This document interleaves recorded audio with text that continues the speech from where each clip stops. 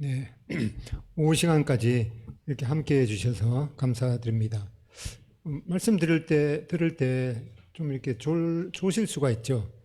근데 중간에 이렇게 졸리거나 그렇게 하는 거는 전적으로 또 말씀 전하는 사람의 책임이니까 중간에 이렇게 졸리는 거에 대해서는 전혀 양심의 거리낌이 없이 그냥 주무셔도 되는데 아예 정임시간이라 처음부터 주무시는 거는 이제 그거는 제 책임이 아니니까 좀 이해하시면 좋겠습니다.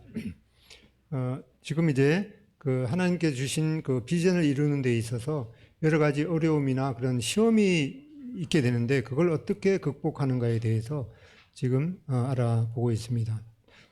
그 오후에 말씀드릴 때 자원을 하나님에게 전혀 궁하지 않는 것이 성경의 가르침은 아니다 해서 이제 하나님의 도우심을 생각하면서 하나님께서 사람의 마음을 움직여서 그 하나님의 비전을 이루는 데 있어서 그 사람의 도움을 구하는 것도 그 하나님의 방법 중에 하나다라는 것을 말씀드렸는데 이 새들도 하나님께서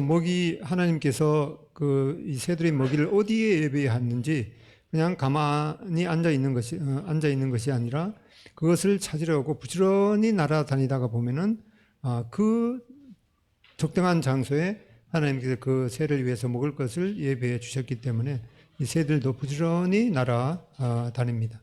욥기 38장 41절에 보면은 까마귀 새끼가 하나님을 향하여 부르짖으며 먹을 것이 없어서 허우적거릴 때 그것을 위하여 먹이를 마련하는 이가 누구냐? 하나님이시라고 말씀하시죠. 그래서 먹이를 구해서 부지런히 쫓아다닐 때 하나님께서 그 어디에인가 그 새들이 먹을 음식을 준비했는 것을 발견할 수 있게 될 것입니다. 했다가 다시 잠깐만.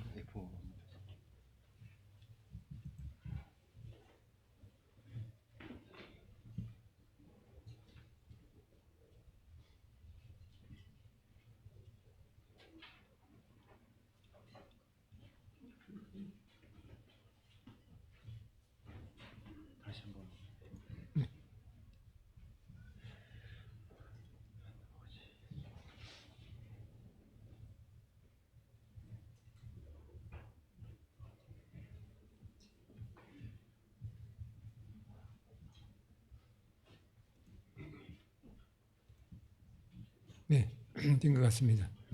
네.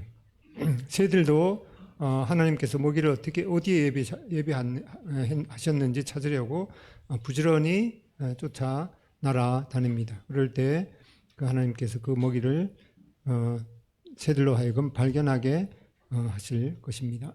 욥기 38장 41절 까마귀 새끼가 하나님을 향하여 부르짖으며 먹을 것이 없어서 허우적거릴 때 그것을 위하여 먹이를 마련하는 이가 누구냐? 공중의 새를 보라. 심지도 않고 거두지도 않고 창고에 모아두지도 아니하되 너희 하늘 아버지께서 기르시나니 너희는 이것들보다 귀하지 아니하냐. 어떤 그 새는 박새라고 있는데 아주 작은 그 새이기 때문에 한 10시간 정도 그 먹이를 먹지 않으면은 금방 죽게 되는데 그러면서 그 새는 뭐 그 먹이를 위해서 창고도 없지만은 지금까지 그 새가 살아있는 걸 보면은 하나님께서 그 작은 새의 생명을 위해서 먹이를 예비하신 것을 보게 될 때 우리는 이것들보다 더 귀하지 아니하냐라고는 하나님의 약속을 생각하게 됩니다.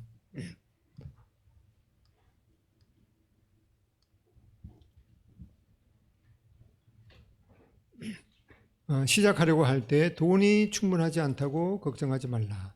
제한된 자금은 축복이지 저주가 아니다. 그래서 어떤 비전을 이루는 데 있어서 이 돈이 문제가 되는 것이 어려움이 되는 것이 오히려 축복일 수가 있다라고 말하고 있습니다.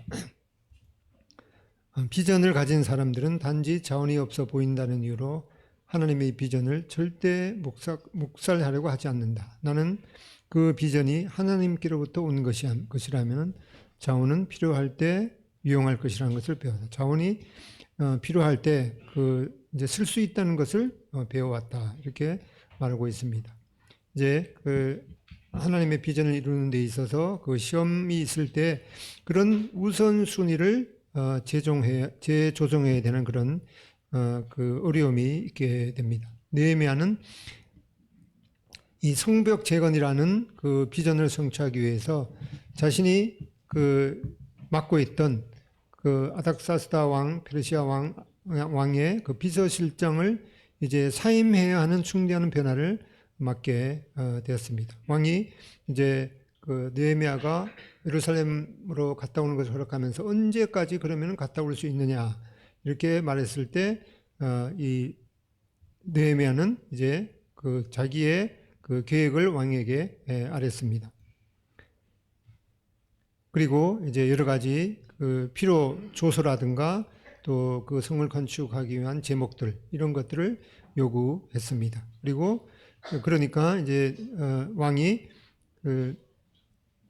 1200km나 되는 그런 거리를 여행함에 있어서 여러 나라를 통과해야 되기 때문에 보호할 신변을 보호할 그런 이제 군대들도 함께 가기로 보내기로 했습니다.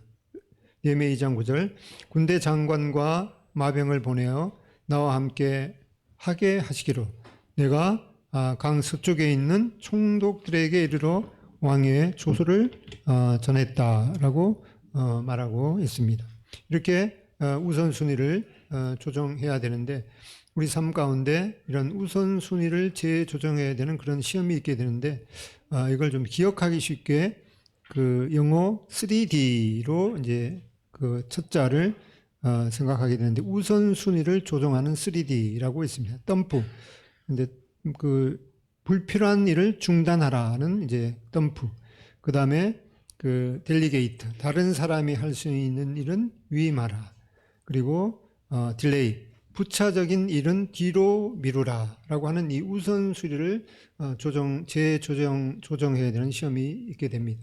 우리 중학교 들어가면 이제 영어 시간에 오늘 할 일을 내일로 미루지 말라라고 하는 영어 글귀를 이제 외우게 되는데 우리말에도 이제 오늘 할 일을 내일로 미루지 말라. 참 이제 올바른 그런 일이기도 하는데 어떤 사람들은 굳이 내일 해야 되는데 오늘 할 일이 더 중요한 일이 있는데 굳이 그걸 내일 할 수 있는 일을 오늘 당겨서 할 필요는 없겠죠. 그래서 그것도 하나의 중요한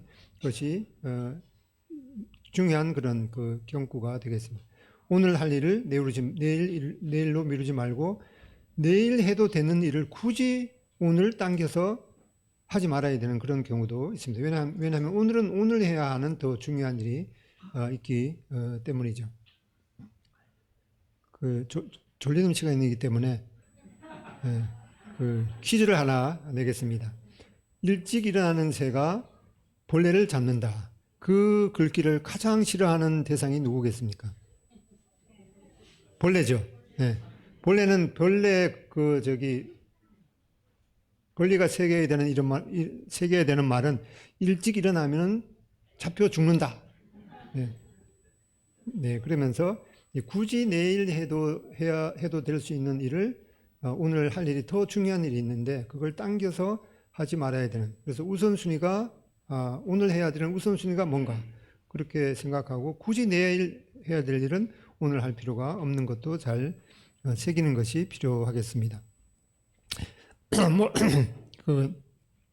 영어 분야라든가 또 여러 가지 그런 일에 이 8020 법칙이라고 있는데 이건 이제 이탈리아의 이제 파레토라는 사람이 이제 개미의 세계를 이제 연구하면서 개미를 가만히 보니까 가만히 앉아서 자리만 앉아 있는 유황 개미도 있고 그 다음에 일개미도 있고 병정 개미도 있고 이러는데 그러니까 보니까 일하는 개미가 한 20%가 이제 돼요. 그러니까 요 일하는 개미만 따로 모아 놓으면은 이 전부 다 이제 일하는 개미가 있으니까 얼마나 이 개미 세계가 잘 돌아갈 수 있을까 이렇게 해서 일하는 개미만 딱 모아 놓으니까 모아 놓은 그룹 중에서 또 20%만 일하고 있는 거예요. 그래서 이 8020 법칙이라고 있는데, 그래서 이 80%의 효과는 20%의 노력으로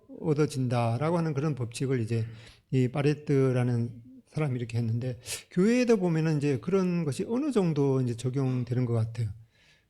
뭐 굳이 수요 집회 같은데 이렇게 보면은 뭐 어쩔 수 없는 그런 그 사유 때문에 뭐 직장이 늦게 끝난다거나 또 다른 기타 일로 수요 집회에 못 나오시는 분들이 이제 계신데, 그 저희 교회도 보면은 그 교회 전체 인원에서 한 20%만 그 수요 집회 이렇게 나오더라고. 그래서 뭐 수요 집회에 나온다고 해서 다 신령한 그 분은 아니지만은, 아니다고 이제 말할 수가 있겠지만은, 그렇다고 해서 정말 신실하고 헌신된 분은 또 수요 집회 나오겠죠. 그래서 이런 것도 이제 그 8020 법칙이 이제 적용될 수 있는 것 같습니다. 그리고 그렇기 때문에 영업 분야에 일하는 그 사람은 이 20%의 중요한 그 대상을 잘 관리하면은 이 80%의 그 효과를 얻을 수 있다라고 그렇게 적용하기도 합니다.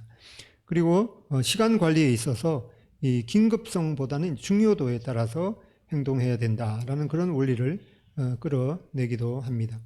그래서 우리 삶 가운데 보면은 이제 중요성의 이제 정도가 있습니다. 아주 중요한 일과 덜 중요한 일, 그다음에 빨리 해야 되는 일과 또 뭐 좀 미뤄야 될 일들이 이렇게 있는데, 긴급하고 이 중요한 일은 생기면은 뭐 더 이상 미룰 수가 없죠. 이제 그런 거는 지금 해야 되는데, 이제 우리 삶 가운데 긴급하지 않지만은 이제 중요한 일이 여러 가지가 있다고 그래요. 그래서 식사하고 나셔서 중요한 일은 뭔가 하니까 화장실에 이제 갔다 와야 되거든요. 근데 화장실에 갔다 오려고 그러니까 뭐 그렇게 급하진 않은 것 같아요. 한 30분 정도는 뭐 그럭저럭 참을 수가 있겠는데, 아까 오전에 말씀이 좀 길 수가 있다고 했기 때문에, 그까지 참으려면 1시간은 내가 버틸 수 있을까 없을까, 그걸 생각하고 급하지는 않지만은, 그 쉬는 시간에는 내가 1시간은 못 버티기 때문에, 못 버틸 수 있을 거 하기 때문에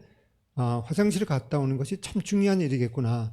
그걸 이제 생각하고 해야 되는데, 그 시간에 별로 중요한 일인데 긴급하지는 않았기 때문에 미뤘다가 보면은 이제 말씀을 듣다가 중요하고 긴급한 일이 발생하는 거죠. 내가 말씀 끝날 때까지 뭐 버텼다가는 아무래도 뭔 큰일이 날 것 같아. 그러면 중간에 이제 화장실 가면 이제 좀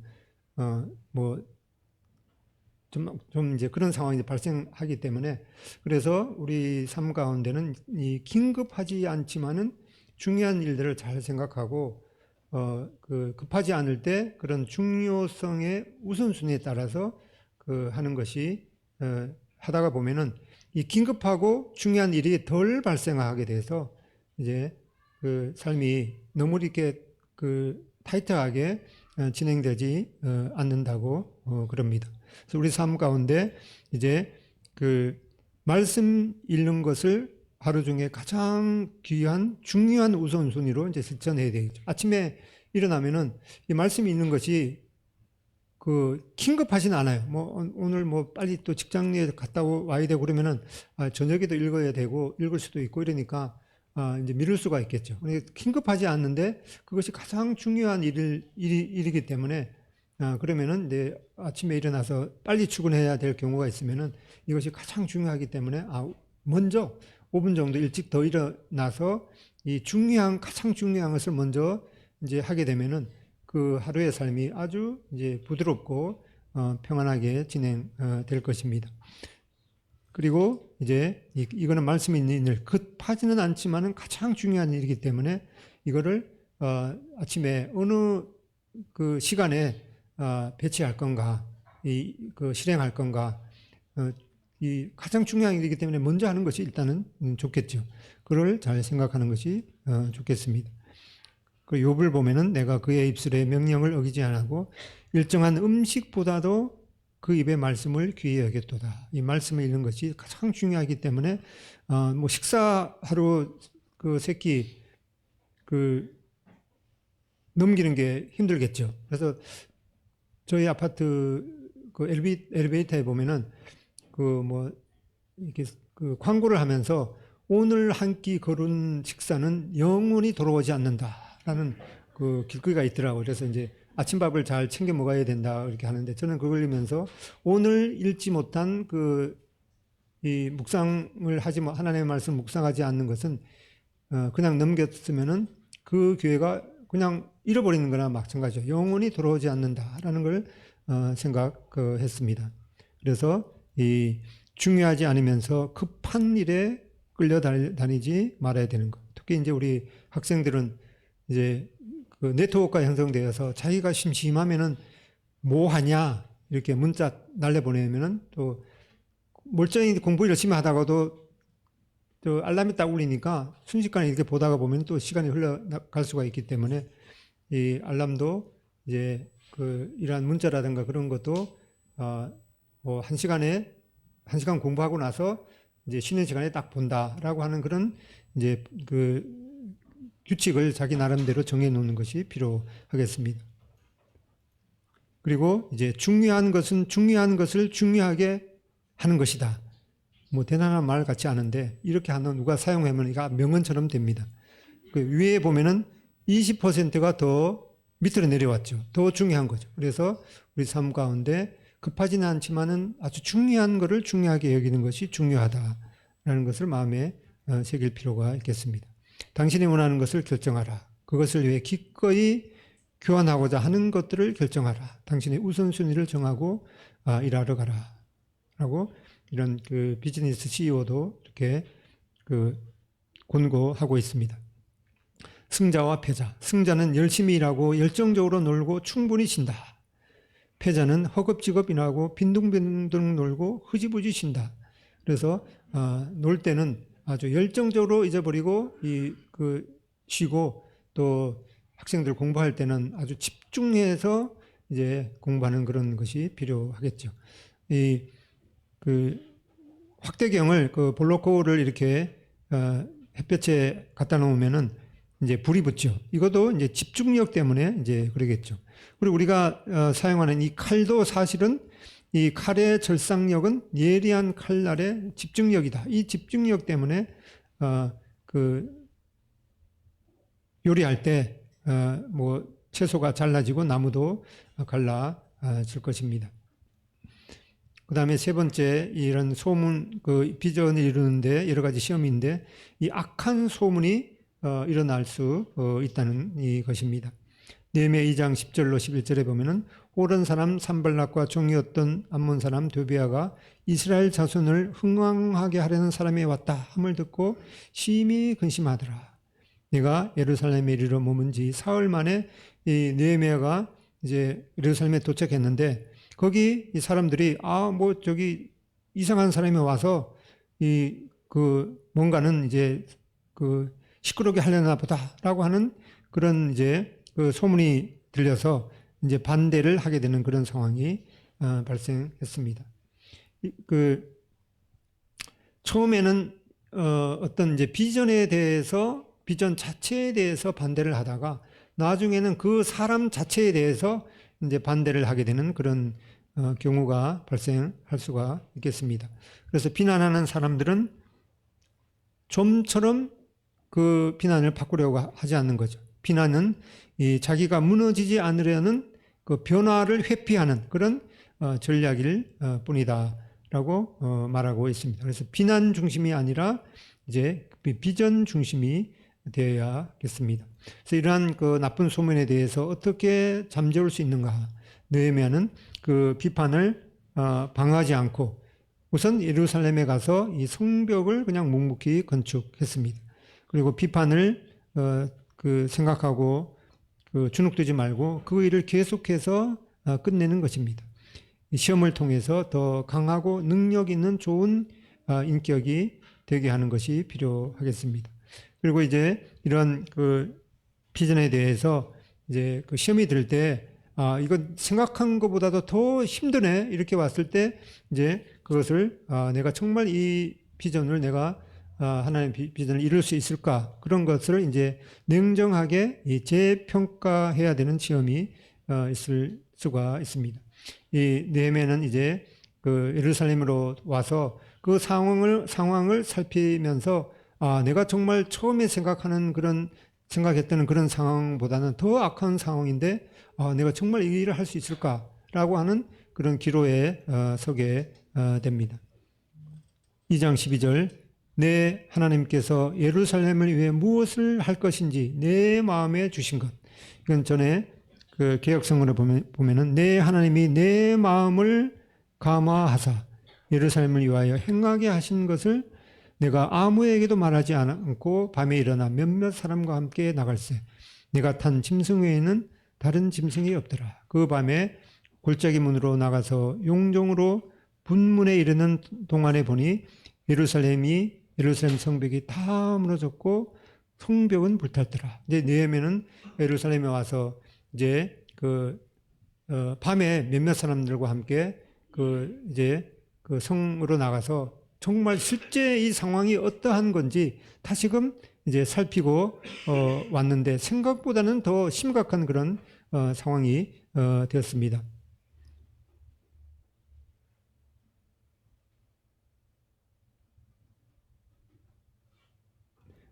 그렇게 살펴보고 오니까 이제 느헤미야는 비로소 이제 현실감이 든 거죠. 자기가 생각했던 것보다도 훨씬 더 심각한 그런 현장을 이제 직면하고 냉정하게 이 하나님께 주신 비전을 이루어드릴 수 있을 것인지 다시금 평가하게 됩니다. 그 밤에 시내를 따라 올라가서 성벽을 살펴본 후에 돌아서 골짜기 문으로 들어왔으니 이제 살피고 돌아왔는데 훨씬 더 심각한 그런 상황임을 생각하면서 이제 느헤미야는 이런 생각을 하게 됐을 것입니다. 좋습니다, 주님. 제가 생각했던 것보다도 훨씬 더 그런 이 악조건의 상황인데 이것이 제가 하기를 원하시는 것입니다.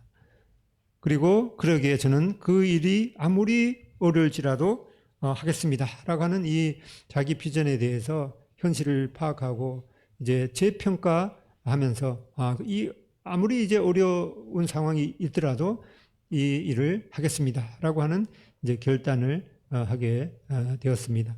당신이 진정 하기를 원하는 일을 절대 포기하지 말라.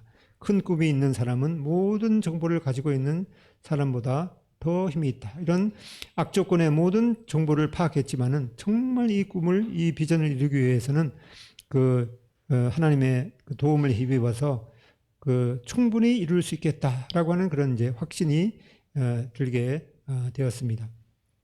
그 다음에 이제 이런 어마어마한 일에 대해서 혼자 할 수 없기 때문에 함께할 동역자를 이제 모집하는 그런 이제 시험을 맞이하게 됩니다. 후에 그들에게 이르기를 우리가 당한 공경을 너희도 보고 있는 바라. 예루살렘이 황폐하고 성문이 불탔으니 자 예루살렘을 건축하여 다시 수치를 당하게 하지 말자 하고 또 그들에게 하나님의 선한 손이 나를 도우신 일과 왕이 내게 이런 말씀을 전하였더니 그들이 말이 일어나 건축하자 하고 모두 힘을 내어 이 선한 일을 하려 하며 이 느헤미야 3장을 읽어보면 적어도 예루살렘 성을 건축하는 데 있어서 15가지 이상의 다양한 직종의 각자 은사대로 이 성의 재건에 동참했고 또 동참했던 사람들의 이름을 기록했던 것을 살펴보게 됩니다. 우리가 당한 공경을 너희도 보고 있는 바라. 예루살렘이 황폐하고 성문이 불탔다라고 하는 그런 상황을 보고 이제 느헤미야는 자 일어나 예루살렘 성을 건축하여 다시 수치를 당하게 하지 말자. 또 이제 그들에게 하나님의 선한 손이 나를 도우신 일과 왕이 내게 이런 말씀을 전하였더니 그러면서 자기가 이러한 일을 이루기까지 하나님께서 어떻게 도우셨는가라고 하는 것을 사람들에게 말하면서 이제는 다시 일어나 건축하자 하고 이제 모두 힘을 내어 이 선한 일을 이제 하려고 했습니다. 이렇게 이러한 엄청난 일에 있어서 혼자 할 수 없기 때문에 우리는 함께 일하는 동역자가 필요하고 이 동역자를 어떻게 잘 배치해서 또 격려할 것인가에 대해서 이 느헤미야의 그런 비전을 이루는 과정을 보게 됩니다. 먼저 그 다른 사람들의 이 자기의 비전을 다른 사람들에게 나누어서 공감을 가지도록 이제 공감을 고취하고 있습니다. 예, 느헤미야 2장 17절 전반절에 보면 우리가 당한 공경은 너희도 보고 있는 바라. 이 느헤미야의 비전이 자기만의 비전이 아니라 이 이스라엘 민족 공동체의 비전인 것을 이제 공감을 일으키게 하는 거죠. 우리가 당한 공경은 너희도 보고 있는 바라. 그러면서 그런 그 비전에 대해서 공감을 고취하고 이제는 해결책을 제시합니다. 여기 그 예루살렘 성을 건축하여 다시 수치를 당하게 하지 말자. 그 앞에 이제 우리가 레타스 우리가 예루살렘을 성을 건축하여 다시 수치를 당하게 하지 말자. 우리 함께 이 일을 이루어야 되는 그 해결책을 제시합니다. 그 다음에 그 행동을 또 축하합니다. 일어나 건축하자. 우리가 일어나 함께 그 성을 건축하자 하고 행동을 촉구하고 그 행동을 촉구하는 데 있어서는 이제 그 느헤미야 2장 8절을 통해서 자기가 이 일을 이루기까지 하나님께서 어떻게 도우셨는가 그 간증을 통해서 하나님의 역사를 이제 이루게 합니다. 또 그들에게 하나님의 선한 손이 나를 도우신 일과 왕이 내게 이런 말씀을 전하였더니 이 느헤미야는 그 자기가 그 페르시아 수상궁에 있으면서 자기가 처음에 이런 비전을 갖고 있었는데 내가 4개월 동안 기도했더니만은 눈물로 기도했더니만은 내가 왕의 그 비서실장이 되었고 또 이제 왕에게 이런 말을 이제 그 아뢰려고 했는데 먼저 너가 무슨 근심이 있느냐 이랬을 때 내가 그 하나님 앞에 순간적으로 이렇게 기도하고 그랬더니만은 이제 그 왕이 내가 이 예루살렘으로 가도록 허락하고 또 이 예루살렘에 오기까지 여러 가지 그런 필요한 것이 있었는데 그 여러 날을 잘 통과할 수 있도록 조소도 내려주고 또 이 성을 건축할 수 있도록 재물도 그 제목도 내게 주셨다. 이러한 놀라운 일을 간증하니까 사람들의 마음이 하나님께서 정말 이 일을 도우시구나라고 하는 그런 감동을 받았을 것입니다. 그래서 우리 가운데도 이러한 그 하나님께서 자신을 도우신 이러한 간증을 하게 될 때 모든 그 성도님들이 정말 하나님께서 우리를 사랑하시고 우리의 그 앞길을 각자의 앞길을 인도하시는구나 그런 이제 하나님께 대한 선한 마음을 가질 것입니다. 그 다음에 이제 은사를 이 느헤미야는 배치합니다. 느헤미야 3장에 15가지 직군대로 나누어서 잘 감당할 수 있도록 그리고 즐겁게 할 수 있도록 그 일을 배치했습니다. 그리고 이제 그 일이 다 이루고 나서 이 성을 건축하고 봉사하는 사람들의 그 이름을 낱낱이 이 느헤미야서에 기록하면서 지금 우리가 느헤미야가 성을 건축한 그 일에 누구가 수고했는지 우리들에게도 이러한 그 이름을 알리고 진심으로 칭찬하고 격려하는 것을 보게 됩니다. 그래서 성공적인 사람은 다른 사람들의 재능을 인식하고 개발하고 활용함으로써 그들의 장점을 활용한다. 이 함께 일하는 그런 그 효과, 시너지 효과를 말하고 있습니다. 그래서 이 비전은 공유된 에너지, 혼자 할 수 없기 때문에 이 많은 사람들의 그 에너지와 합쳐서 이 경외감과 이 비전은 공유된 에너지 그리고 경외감 그런 비전을 이루는데 하나님께서 도우시는 하나님에 대한 경외감 또 가능성을 말하고 있습니다. 그래서 한 말이 끌 수 있는 그 힘하고 그리고 이제 두 말이 끌 수 있는 힘이 2배가 아니라 약 5배 정도가 된다고 그러죠. 그러니까 이 함께 일하는 그런 그 공유된 에너지가 얼마나 그 놀라운 효과를 발휘하는가 우리는 마음에 새기게 됩니다. 지도자는 그를 따르는 자들에게 그의 비전을 알려주려고 노력한다. 그는 그들의 필요를 채워줄 수 있는 직관으로 그들의 주의력을 사로잡는다. 그는 그의 믿음의 활력으로 그들에게 영향을 준다. 그는 도전이 받아들여지고 피로가 해결되며 위기를 극복하는 자신감을 드러낸다. 그리고 개인의 비전이 더 명료하고 더 강렬할수록 공유된 비전을 개발하는 것은 더욱 긴급하다. 그래서 이 개인의 그 비전을 이루기 위해서 이런 것들을 이제 공감을 고취시켜서 함께 일할 때 놀라운 그런 결과를 낳게 됩니다. 제가 아까 서두에 우리나라 최초의 계획 도시 이 수원에 살고 있다고 말씀드렸는데, 이 수원에 유명한 것이 바로 이 다산 정약용이 설계하고 또 벽돌과 이 거중기를 이용해서 축성한 이 수원 화성이 오늘날 그 현대과학이나 건축, 이 예술을 통틀어서 우리나라 성곽 건축의 이 가장 그 놀라운 그런 건축물로 여겨지고 있습니다. 지금으로부터 한 220년 전에 이 건축 된 것인데, 여기 이 보면은 이 성을 건축하고 그 성을 건축한 그런 설계도 하고 이 여기에 어떠한 사람들이 참여했는지 그런 그 자료들이 이 화성 성역의궤라는 이러한 그 공사 보고서를 통해서 아주 자세하게 기록이 되었습니다. 그래서 어떤 분은 이 화성 성역의궤는 인류 역사상 가장 위대한 공사 보고서라고 해도 과언이 아니다, 이렇게 말하고 있습니다. 여기에 이제 그 이 제4권에 보면은 그 화성 성역의궤 제4권에 보면은 이 성을 건축한 그 이제 장인들의 이름까지 이렇게 다 기록하고 있습니다. 여기 보면 이제 뭐 최용무술이라는 사람, 그다음에 안도리, 그다음에 그 유돌세라는 유돌세 이런 사람들은 아마 돌세 이런 거는 이제 주로 이제 천민들의 이름인데, 이런 천민들의 이름도 기록해 하면서 후세대까지 이렇게 그 이름을 이제 기억하도록 이렇게 해주고 있습니다.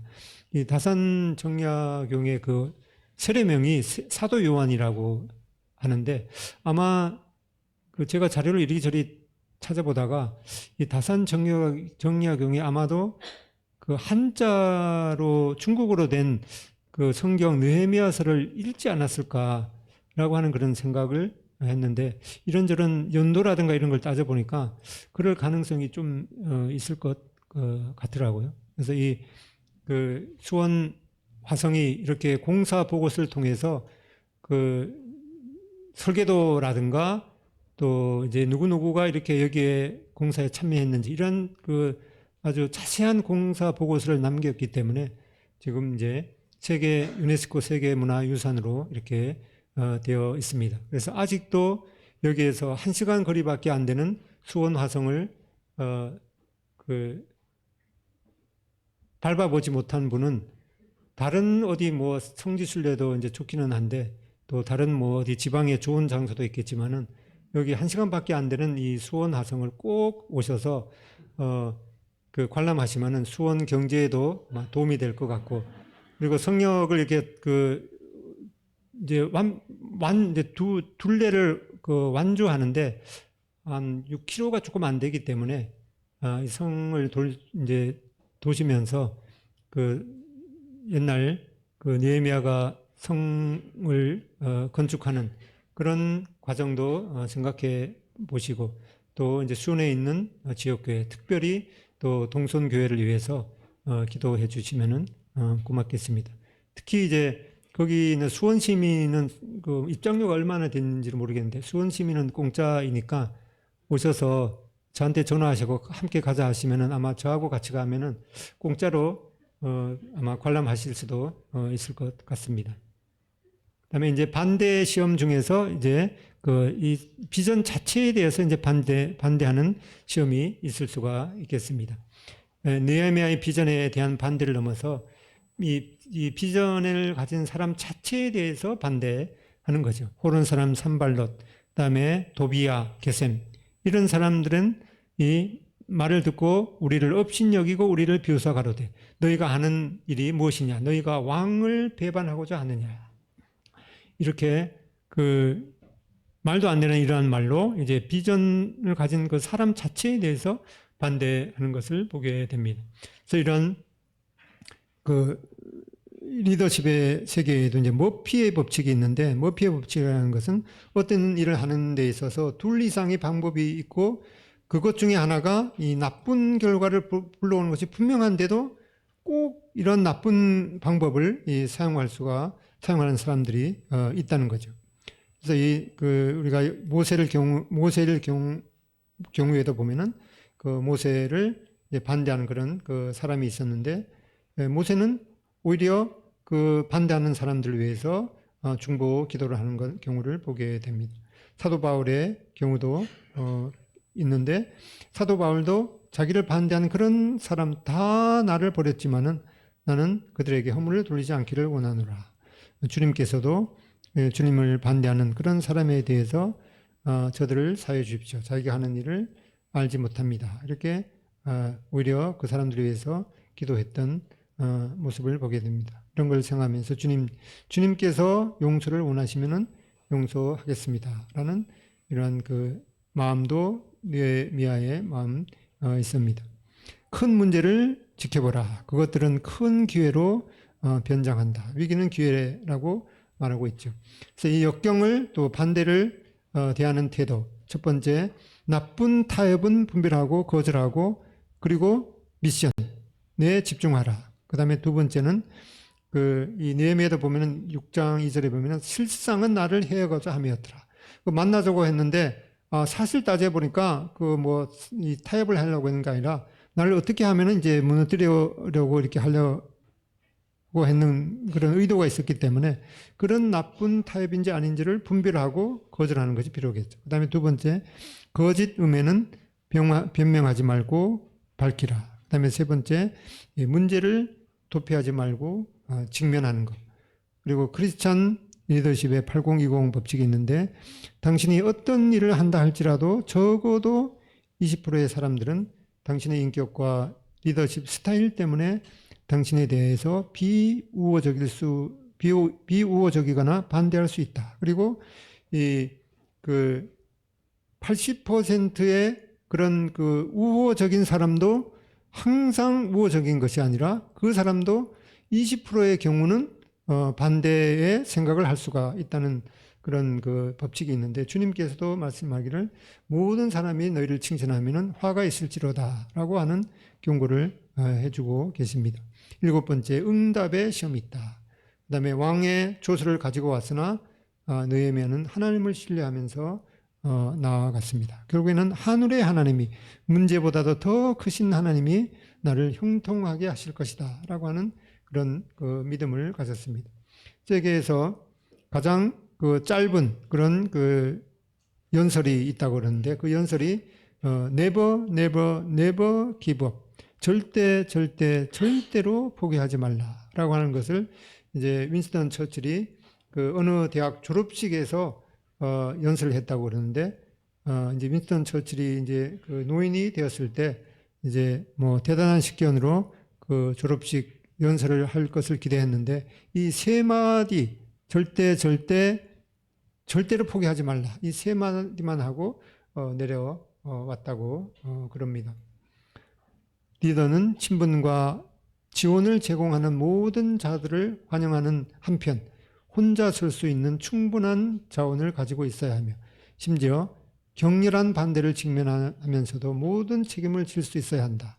그는 하나님 한 분만으로 만족할 수 있는 준비가 되어야 한다. 그래서 어떤 이 단체의 어떤 모임의 리더뿐만 아니라 모든 사람이 자신의 리더이기 때문에 어떠한 경우에 있어서도 하나님 한 분만으로 만족할 준비를 우리 셀프 리더십에도 적용할 필요가 있겠습니다.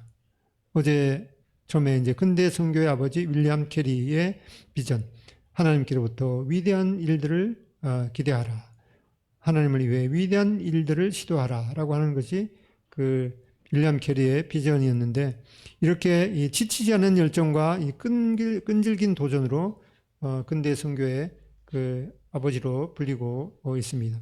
그런데 윌리엄 캐리는 그의 선교 일생에 20년 동안 이제 이 여러 나라 말로 성경을 번역했는데, 20년 동안 이제 자료를 이렇게 했는데, 그 창고에 이제 불이 나서 이제 이리저리 이제 조금만 그 불타고 거의 불이 꺼졌는데 누가 이제 그 창고의 문을 여는 바람에 공기가 또 유입이 되는 바람에 완전히 이제 불탔다라고 그래요.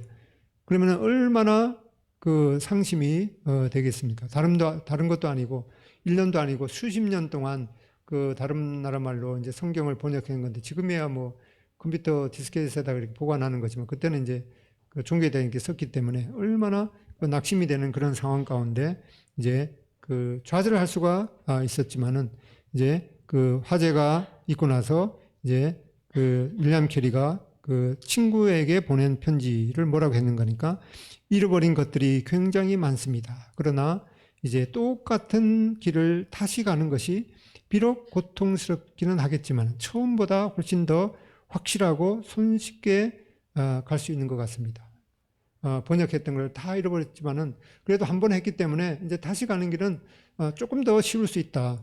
그리고 결국에는 아무것도 손해본 것이 없으리라 확신합니다. 우리는 벌써 다시 작업을 시작했습니다. 라고 이제 화재 사건 이후에 친구에게 편지를 보냈는데 그렇게 이 대형 화재로 수년간 번역한 자료들을 다 이제 불태워 버렸지만은 다시금 팀워크를 갖추고 다시 도전해서 수많은 이제 그 중국어, 미얀마, 말레이시아 이렇게 44개의 언어로 성경을 다시 번역해서 출판했다고 그럽니다. 예, 산을 옮기려는 사람은 조그만 돌을 치우는 것으로 시작한다. 그리고 성공에 이르는 순간기는 없다. 한 계단씩 사용하세요. 저희 교회 이제 2층으로 올라가는 계단 여기 그 턱에다가 이 성공에 이르는 여기는 이제 성공이라 나오는데 저희 교회는 성숙에 이르는 그 승강기는 없다. 한 단계씩을 올라가세요. 그리고 속성보다는 숙성 그리고 이제 그 스케일과 디테일의 조화라는 몇 개의 그런 그 문구를 이제 적어 놓았습니다. 이것을 이제 생각하면서 성공에 이르는 또 성숙에 이르는 주님에게까지 이르는 그런 그 편안한 길 그런 승강길은 없다. 한 계단씩 사용하세요라는 것을 이제 늘 새기도록 했습니다. 그리고 아무것도 도움이 되지 않는 것처럼 보일 때 나는 깨질 조짐이 보이지 않는데도 바위에 100번을 망치질하는 석공을 찾아간다. 101번째 바위가 둘로 갈라질 때까지 나는 안다. 그것이 마지막 한 번 때문이 아니라 그 전에 모든 것이 합하여 이루어진 것이라는 것을. 그리고 이제 KFC를 창업했던 이제 그 샌더스라는 할아버지 그 KFC 그 볼 수가 있는데 이분은 그 이제 거의 60이 지나서 자기의 그 사업을 이제 망하게 됐는데 그나마 자기가 알고 있는 것은 이제 그 닭고기를 아주 맛있게 요리하는 그 이제 레시피를 가지고 있었는데 그 레시피를 이제 그 상업화하기 위해서 여러 사람을 이제 찾아갔는데 다 이제 그 퇴짜를 맞았는데 1008번째 이제 도전해서 그러면 한번 해봅시다. 이렇게 해서 지금 이제 KFC가 그 회사가 이제 시작되었는데 지금 이제 그 KFC 매장에서 이제 그 한 해 동안 팔린 그 치킨을 한 줄로 늘어놓으면은 지구를 11바퀴 돈다고 그럽니다. 그러니까 이 1008번의 실패를 딛고 1009번째 이제 성공을 한 그런 케이스가 되기 때문에 이제 그 실패를 통해서 굽히지 않고 계속해서 그 도전하는 그런 것이 필요하겠습니다. 잠언 24장 16절에도 대저의는 7번 넘어질지라도 다시 일어나려니와 7.8기이죠. 이 7.8기라는 말이 성경 이러한 사자성어가 있기 전에 벌써 이 잠언 24장에 16절에 나오고 있습니다. 이제 비전을 이제 내면은 성병 역사가 52일 만에 이제 시작해서 52일 만에 이 성전 건축을 하는 것을 이루어 이제 마쳤습니다. 그리고 이제 모든 백성이 수문 앞 광장에 모여 학사 에스라에게 율법 책을 가져오기로 청하며, 에스라 7장 10절에 보면은 에스라가 여호와의 율법을 연구하여 준행하며 율례와 규례를 이스라엘에게 가르치기로 결심하였더라. 그래서 말씀을 연구, 그 다음에 준행하고 교육하고, 이 말씀을 이제 저의 그 비전으로 삼았는데, 연구를 해서 그 학자가 되는 것, 그다음에 준행을 해서 제자가 되는 것, 말씀을 가르쳐서 이 그 하나님의 작은 그 선한 그 목자의 일을 하는 것을 저의 비전으로 삼게 되었습니다. 그래서 에스라가 모든 백성을 위에 서서 그 목전에 성경을 펴니 책을 펴니 책을 펼 때 모든 백성이 일어서니라라고 하는 그런 이제 놀라운 그 현장을 보게 됩니다.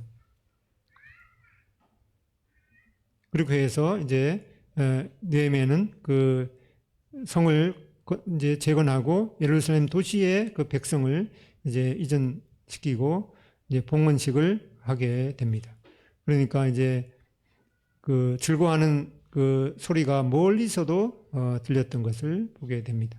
이렇게 비전을 이런 완성가들을 느헤미야를 통해서 그 수백 년, 그 100여 년, 140년간 해묵은 그런 그 숙제를 52일 만에 이제 놀라운 열정을 가지고 그 비전을 완성했던 느헤미야를 보게 되는데, 이 사도 바울도 나는 선한 싸움을 싸우고 나의 달려갈 길을 마치고 믿음을 지켰다라고 하는 놀라운 비전의 그 완성을 보게 됩니다.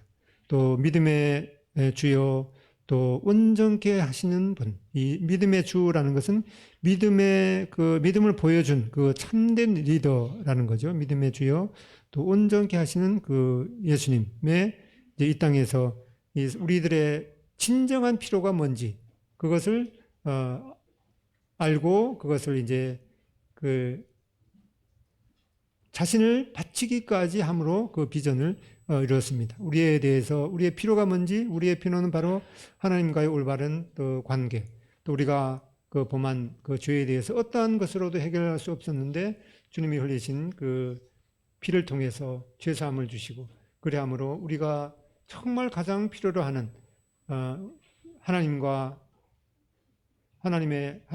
영원한 그 영생을 누리는 그런 놀라운 그 비전, 우리의 필요를 아시고 그렇게 하셨습니다. 그러면서 이제 주님께서는 마지막에 아버지께서 내게 하라고 주신 일을 내가 이루어 아버지를 이 세상에서 영화롭게 하였습니다. 라고 하는 이제 마지막 그 인생의 이 땅에서 마지막 인생의 그 고백을 하게 되었는데, 이러한 그 주님의 고백이 우리의 고백이 되면 참 좋겠습니다. 아버지 하나님, 아버지께서 저에게 하라고 주신 일을 제가 이루어 아버지를 이 세상에서 영화롭게 하였습니다. 우리가 이제 주님 앞에 갔을 때 이러한 고백을 할 수 있다면 참 얼마나 좋겠습니까? 한번 이러한 하나님 앞에 갔을 때 이러한 고백을 할 수 있기를 바라는 마음으로 경건하게 한번 해보겠습니다. 시작. 아버지 하나님, 아버지께서 저에게 하라고 주신 일을 제가 이루어 아버지를 이 세상에서 영화롭게 하였습니다. 우리가 각자에게 주신 그 비전과 또 은사가 다 다양할지라도 주님의 고백처럼 아버지께서 저에게 하라고 주신 일을 제가 이루어서 아버지를 이 세상에서 영화롭게 하였습니다. 라고 하는 그런 고백을 다 할 수가 있으면 좋겠습니다. 이렇게 그 비전의 시험에 대해서 이 필요한 자원에 대한 시험이 있다. 그리고 우선순위를 조정해야 되는 그런 시험. 또 실제적인 것에 있어서 이 우선순위를 조정하는 3D. 그 필요 없는 일을 중단하고, 또 다른 사람이 할 수 있는 일은 유임하고, 또 긴급하지 않은 것들은 이 뒤로 미루는 것. 그리고 이 악한 소문에 대한 시험. 그리고 하나님이 주신 그런 일이 있어서 재평가해야 되는 시험. 그리고 혼자 할 수가 없기 때문에 동력자를 모집하는 시험. 그리고 실제적인 반대가 있을 때 어떻게 그 반대를 극복해야 되는가. 그러고 나서 이제 응답의 시험이 있게 되겠습니다. 이렇게 해서 이 느헤미야를 통해서 놀라운 비전이 느헤미야가 품었던 그 비전이 그 140년 동안이나 해결되지 않았는데 느헤미야는 이 50일 만에 그 성을 재건하는 놀라운 일을 이뤘습니다. 이제는 다 이제 그 비전이 성취가 되었기 때문에 이제는 그 더 이상 신경 쓰지 않아도 되는 그런 일일지 몰랐는데 또 다시 이러한 그 일이 남아 있습니다. 어떤 운동 선수들도 최고의 그 위치에 오르면은 이제 슬럼프에 빠지게 되죠. 바로 이 비전의 세계에도 이 비전을 계속 유지해야 되는 그런 이제 일이 발생할 수가 있습니다. 비전의 세계에는 자동 조정 장치가 없다. 요즘은 이제 차들이 하도 이제 뭐 기능이 좋아서 그 고속도로 같은 데는 그냥 뭐 책 보면서 그 이제 자동 조정 장치에 맡겨놓고 가는 그런 차들도 이제 많이 나와 있더라고요. 그런데 이 비전 세계는 그런 자동 조정 장치가 없다. 그래서 아주 훌륭한 그 나무 목재를 가지고 집을 지어 놓으면 정말 그 뭐 건강에도 좋고 이제 그러는데 그 위험 요소가 있다고 그러는데 목수개미라고 있는데 이 개미가 그 나무를 계속해서 깔아 먹다가 보면 어느 순간에 그 집이 무너진다고 그래요. 그림에다 보면은 멀쩡한 이 나무를 깔아서 이제 무너지게 되는 그런 그 경우가 있는데 빌립보서 3장 13절에 형제들아 나는 아직 내가 잡은 줄로 여기지 아니하고 오직 한 일 뒤에 있는 것은 잊어버리고 앞에 있는 것을 잡으려고 표대를 향하여 그리스도 예수 안에서 하나님이 위에서 부르신 부름의 상을 위하여 달려가노라. 이 하나님 앞에 이제 그 결승 그 라인을 통과하게 될 때까지 잡은 것으로 여기지 않고 계속해서 목표를 표대를 향해서 달려가야 될 그런 책임을 말씀하고 있습니다. 그래서 우리는 이제 교회의 성도니까 교회의 개혁은 지속적으로 이루어져야 하며 개혁된 교회는 계속 개혁되어야 한다. 이 교회의 개혁은 뭐 리더들만 하는 것이 아니라 나 자신의 삶에 있어서도 계속 개혁해야 되고 또 그 개혁된 자신은 계속 개혁되어야 할 것입니다.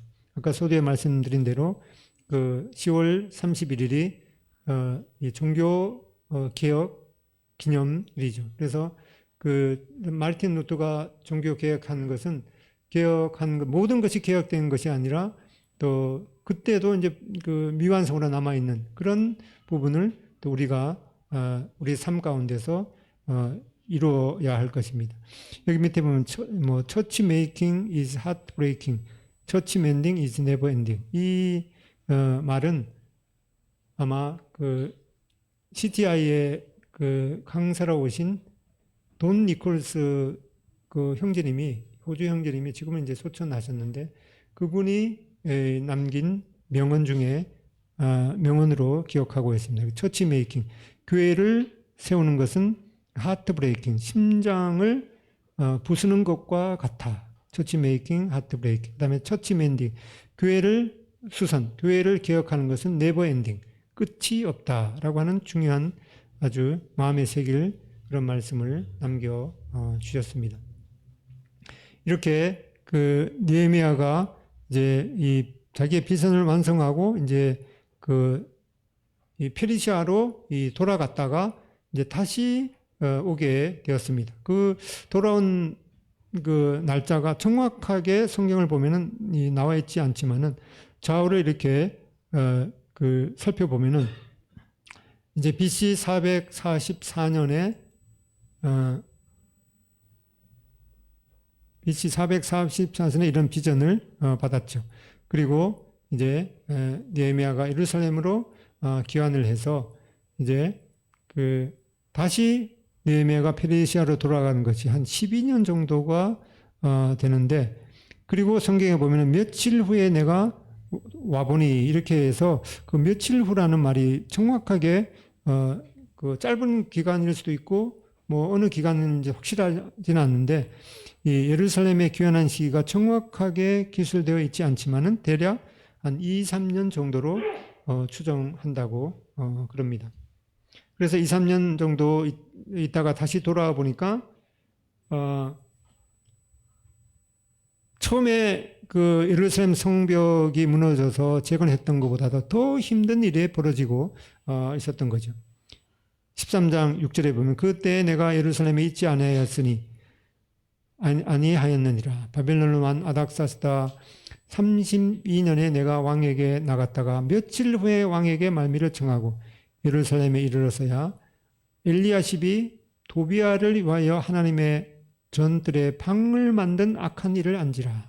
그래서 더 악한 그런 힘든 일이 벌어진 것을 발견하게 되었습니다. 그렇게 해서 이제 느헤미야는 이 비전을 유지하기 위해서 어떻게 했는가? 이제 그 느헤미야 13장 1절에 보면은 그날이라는 말은 이제 유대 총독으로 이제 재부임한 날이죠. 베르시아에서 다시 해보니까 모세의 책을 낭독하여 백성에게 들렸는데 그 책에 기록하기를. 느헤미야는 다시 돌아와서 이제 사람들한테 이 모세의 책, 성경책을 다시 낭독하면서 자신이 이룬 그 비전이 이 하나님의 말씀의 토대에서 벗어났는지 이 백성들에게 다시금 점검하도록 하고 이제 하는 것을 보게 됩니다. 그런 말씀을 이제 읽으면서 이제 암몬 사람은 영영이 하나님의 총회에 들어오지 못한다라고 하는 그 말씀이 있는데 그런 말씀을 불순종한 것에 대해서 시정하는 것을 말씀하고 있습니다. 그 다음에 이제 그 두 번째로는 이제 부패를 청산하는 거죠. 그 암몬 사람 도비아가 그 예루살렘 성전 구석에다가 골방을 만들어 놓은 거예요. 이게 말도 안 되는 거죠. 그 암몬 사람은 이제 하나님의 그 회에 들어오지 못한다고 하는 분명한 그 말씀이 있기 때문에 그래서 그런 그 제사장 엘리야십의 부패를 청산하면서 그 예루살렘 그 성전 그 구석에 이렇게 거처를 마련하는 것을 이제 갖다 내다가 이제 집어 던지는 거죠. 그리고 이제 그 성정 맡은 자들의 이 그 품삯을 주지 않은 것에 대해서 바로 잡는 것이죠. 이 성전을 맡은 그런 그 레위인들은 이 하나님이 공급하시는 것만으로 이제 살아야 되기 때문에 그런 거를 이제 지불을 하지 않았기 때문에 이제 그 세상의 직업을 갖다가 보니까 이제 하나님의 성전 그 관리도 잘 안 돼 있는 그런 것에 대해서 이제 체임된 그런 노임을 지불하도록 했습니다. 그리고 이제 사람들이 안식일에도 이제 장사하고 이런 것에 대해서 이제 안식을 거룩하게 지키도록 이제 유지하게 됩니다. 그리고 이제 그 비전을 유지하기 위해서 자기를 점검하게 됩니다. 내 하나님이여 이 일로 말미암아 나를 기억할 수 없소서. 내 하나님의 정과 그 모든 직무를 위하여 내가 행한 선한 일을 도말하지 마옵소서. 이 하나님 앞에 이 자기의 그 삶을 이제 하나님 앞에 드린 그런 것들을 기억해 달라고 그렇게 해서 이 그리스도의 심판대 앞에 자신의 삶을 올려놓고 평가를 받는 이러한 마음을 느헤미야의 마음처럼 우리의 마음도 그렇게 해야겠습니다. 왜냐하면 우리가 행한 그런 모든 선악간에 대해서 마지막 날에 그리스도의 심판 앞에서 그 몸에 행한 것으로 심판을 받기 때문일 것입니다. 그리고 이제 일을 기획하고 계획이 작동되도록 하라. 영어로는 plan your work, work your plan이라는 그런 일을 계획하는 것에 대해서 그 누구누구로 하여금 이제 다시 창고지기를 삼게 하고 그리고 그 다음 복음으로 삼게 하고 그 다음에 레위 사람들의 반열을 세워서 또 자기의 일을 맡게 하고 또 정한 기간에 그 나무와 처음 익은 것을 하나님 앞에 바치는 이러한 하나님의 말씀이 잘 그 작동되도록 했습니다. 그리고 이제 그 느헤미야는 13장 18절에 너희 조상들이 이같이 행하지 아니하였느냐라고 하면서 이 이스라엘 백성들에게 이 역사의 교훈을 다시금 상기시키면서 우리 조상들이 이렇게 악하게 하나님을 반역했을 때 어떤 결과가 있었는지 그러한 교훈을 잃어버리지 않도록 했습니다. 또 26절에 옛적에 이스라엘 왕 솔로몬이 이 일로 범죄하지 아니하느냐. 솔로몬이 범죄했을 때 어떤 결과가 따랐는지 이 역사의 교훈을 배우도록 했습니다. 로마서 15장 4절에도 무엇이든지 전에 기록한 바는 우리의 교훈을 위하여 기록된 것이니 우리로 하여금 인내로 또는 성경이 아니로 소망을 가지게 함이라. 이 성경을 통해서 우리가 사실은 역사의 교훈을 받기도 하겠습니다. 에레미야 6장 16절에 옛적 길, 곧 선한 길이 어디인지 알아보고 그리로 가라라고 명령하고 있습니다. 그래서 우리가 우리 그 믿음의 사람들이 어떻게 살아왔는지, 또 이스라엘 사람들이 어떻게 하나님을 섬기면서 또 잘 섬기지 못했을 때 어떠한 결과가 있었는지 성경을 통해서 교훈을 받게 되고, 또 이 교회의 역사를 통해서 이제 그 앞선 그런 그 그리스도인들이 그 잘했던 부분 또 잘못된 그런 부분에 대해서 교훈을 받는 것이 필요하겠습니다. 그래서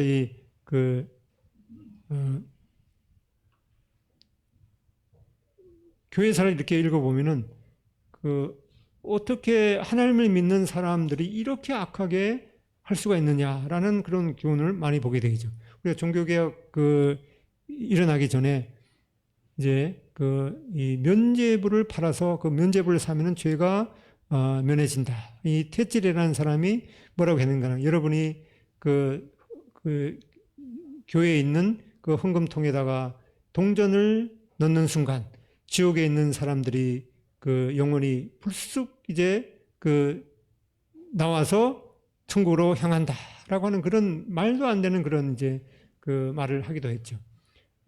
그리고 또 이제 로마 가톨릭에 보면은 아프리카에다가 선교를 이제 한다는 그런 명목하에 아프리카에 있는 사람들을 이제 노예로 삼아서 그들의 임금도 제대로 주지 않고 거기에 있는 이제 자원도 착취를 해서 뭐 베드로 성당 같은 그런 성당을 짓기도 했는데 그런 악한 그런 역사도 있습니다. 그러니까 이제 중국 같은 데서는 이제 교회에 대해서 말하기를 교회가 역사적으로 행한 그런 악한 것만 모아서 기독교의 역사를 써놓으니까 이제 자라오는 새들이 기독교의 악한 일을 행한 그런 기독교 역사는 그것도 사실이거든요.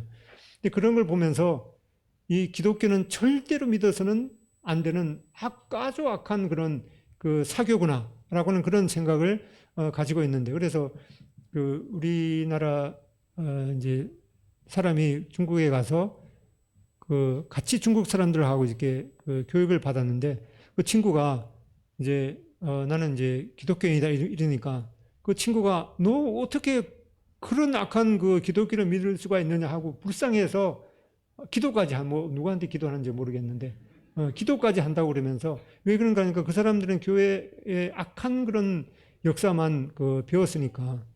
그래서 이제 우리가 이 곤잘레스라는 사람도 교회의 역사는 교회에서는 신앙 안에서 우리보다 앞서 살았던 사람들의 삶과 좌절과 희망이다. 그래서 이 교회사를 통해서 냉정하게 교회가 잘못한 그런 부분도 또 알고 또 이 고민 가운데 어떤 이 중요한 교리가 완성되기까지 어떠한 고통을 통해서 정립이 되었는지 그런 것들을 이제 알아야 되는데 그렇게 하기 위해서는 이제 교회의 역사를 교회사를 이제 읽어야겠죠.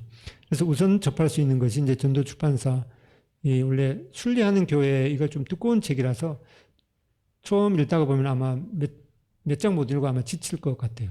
그래서 이걸 요약한 것이 이제 간추린 교회사를 꼭 읽어보시고 그리고 좀 더 얇은 책, 특히 우리 모임의 역사를 아는 것이 필요하기 때문에 기독교 형제단의 역사와 믿음 이건 아마 얇은 책일 것입니다.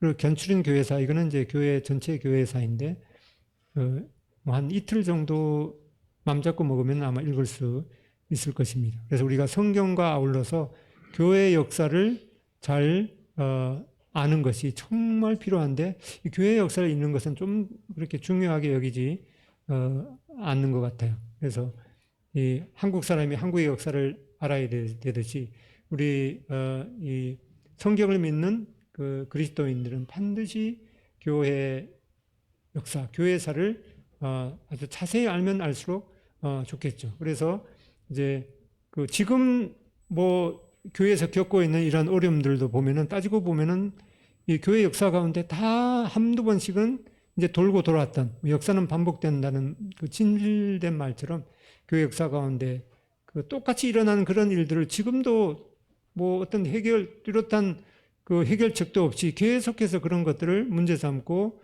고민하는 그런 그 경우를 보게 되는데, 그래서 교회사를 이제 요거는 아주 기본인 것 같아요. 얇은 책인데 이런 것들을 읽고 또 이제 또 교회사에 대해서 좀 더 관심이 있는 그런 분들은 이제 어떤 책을 읽어야 되는지 추천도 받아서 이제 그 우리 그리스도인들이 겪어왔던 그런 발자취를 통해서 그 앞으로의 또 교훈을 받는 것도 필요하겠습니다.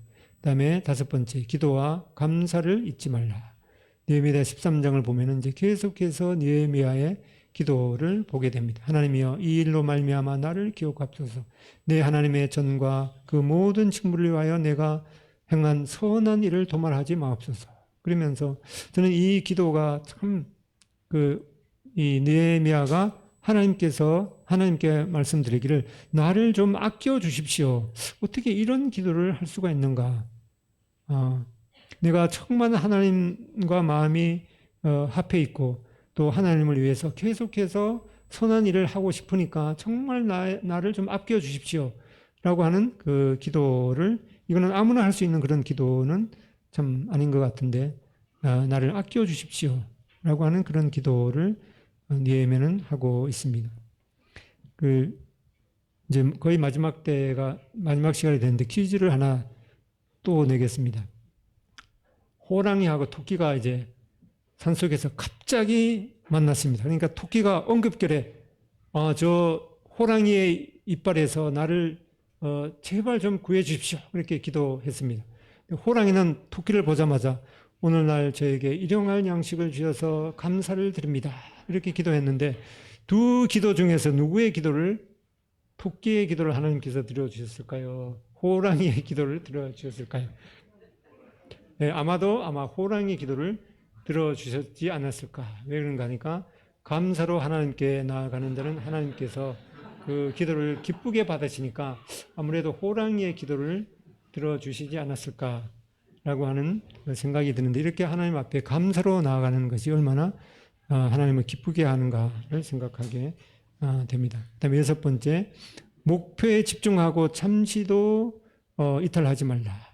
근데 이 느헤미야가 다시 돌아보니까 이 유대 남자가 이방 여인과 결혼해서 거기서 낳은 자녀가 이제 어머니가 이방 여인이니까 그 유대 언어를, 히브리어를 하지 못하는 거예요. 그러다가 보니까 하나님에 대해서도 가르치지도 않고, 그런 걸 보니까 기가 막혀갖고 이 느헤미야가 사람들을 때리고 그들의 머리끄장들을 그냥 어떻게 그냥 그 이방 여인하고 결혼해서 그 낳은 자녀들이 이 율법을 기록한 그 히브리 말도 못하느냐 하고 머리를 그냥 잡아 뽑는데, 이거 지금 하면 아마 폭행죄로 갈 수가 있는데, 하나님께서 가끔씩 보면 이제 하나님에 관한 그 열정을 표현하는, 하나님에 관한 그 열정이 삼킨다라는 그런 말씀이 있듯이, 비느하스도 보면은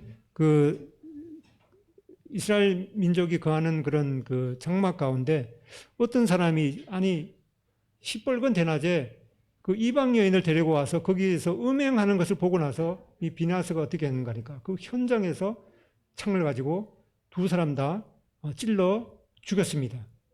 그렇게 하니까 바로 이스라엘 관에서 하나님의 징벌이 멈췄다, 이런 말을 보게 될 때 하나님께서 그것을 잘한 일로 평가한 것이죠. 그리고 예수님께서도 이제 하나님의 집에서 하나님의 집을 장사하는 소굴로 만들었을 때 예수님께서 하나님에 대한 그 열정이 바로 일어나서 그 상을 뒤엎고 비둘기 파는 자를 쫓아냈을 때 그것이 하나님을 향한 선한 또 합당한 열정인 것을 말하고 있는데 이 느헤미야도 이런 순간이 바로 하나님을 향한 열정이 성취되는 그런 순간이 아닌가. 왜 그런가 하니까 이 히브리 말을 못한다는 것은 이 하나님의 율법을 읽지 못하는 거고, 그러다가 보니까 이제 이 다시금 이스라엘 후손들이 하나님을 알지도 못하는 그런 상황이 발생하고, 그러다 보니까 그 하나님을 거역해서 다시금 이제 그 포로로 잡혀가는 그러한 일이 또 발생하는 것을 생각하고, 느헤미야는 다시는 이런 일이 일어서는 안 되겠다라고 생각하면서 그 사람들을 때리고 머리까지 잡아뽑는 그런 것을 보게 되는데, 우리가 나중에 그 에스라서를 읽어보면은 에스라서는 다른 사람의 머리를 뽑는 것이 아니라 자기 머리를 이제 잡아뽑는 거예요. 두 사람이 참 이게 대조적인 것 같아요. 네. 그래서 이 느헤미야는 하나님의 심판이 다시금 유대에 임하지 않도록 이 온 관심이 있었기 때문에 이런 것을 하지 않았는가 생각이 됩니다. 하나님께서도 이러한 죄는 다시금 이제 안 참으시겠다라고 하는 그런 그 생각을 아마 느헤미야는 한 듯 싶습니다. 리빙스턴은 하나님의 왕국과 관련된 것 외에는 그 어떤 것도 내게 중요한 것은 없다. 세상의 어떤 것도 나를 절망 가운데 빠뜨려서 하나님을 향한 나의 사역을 포기하게 만드는 것은 없다. 그리고 세상에서 가장 위대한 일은 우리의 현재 위치가 아니라 우리가 어디로 향하고 있느냐라고 하는 것이다. 네, 7번째, 이 부정적인 편향을 경계하고 마음을 강화하라. 이렇게 느헤미야는 그 이스라엘 민족이 이방 여인과 결혼해서 그 자녀가 하나님의 그 율법책을 읽지도 못하는 그런 상황 가운데 처한 것을 보고 그 사람을 때리고 머리털을 뽑고 이제 그 다시는 이러한 일을 하지 않겠다고 가르쳐 맹세하라 이렇게 했습니다. 이렇게 부정적인 편향을 경계하고 마음을 강화하도록 하나님 앞에 맹세하도록 이렇게 했습니다. 지금 이제 예루살렘에 가면은 이 동문이 굳게 닫혀 있습니다.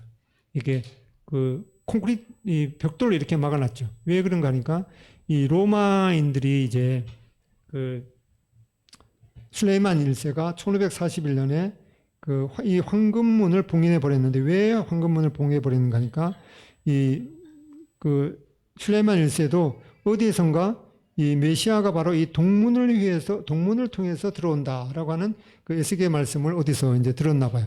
그러니까 이 메시아가 이 동문을 통해서 들어오는 것을 막아버리겠다 하고 선수를 치면서 이제 이 동문을 막아버렸는데, 그렇게 해서 이제 지금까지 이렇게 막혀 있는데, 어떻게 보면은 이 술레이만 1세도 주님께서 이제 그날에 이 땅에 다시 재림하셔서 동문으로 들어온다는 이런 분명한 믿음을 가지고 있는 것을 볼 때 우리의 믿음보다도 오히려 술레이만 1세의 믿음이 더 크지 않나 이렇게 생각이 듭니다. 그리고 이제 또 이스라엘 성지 순례를 하다가 보면은 그 예수님의 승천 기념 교회라고 있는데, 거기는 원래 지금도 이슬람 관할권에 들어 있는데, 원래는 이제 감람산 거기 이제 예수님이 그 발을 디뎠다가 승천한 장소로 알려진 그곳에다가 이제 승천 기념교회를 세워놨는데,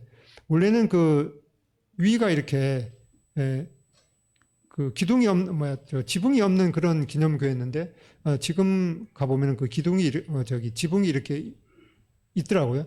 근데 지붕을 왜 덮어놓는가 하니까 예수님이 그곳 이제 하늘로 가심을 본 그대로 감람산에 오시리라는 그 말씀을 어디서 들었는지 예수님께서 그곳으로 이제 다시 재림하지 못하도록 그 지붕을 막았다고 그럽니다.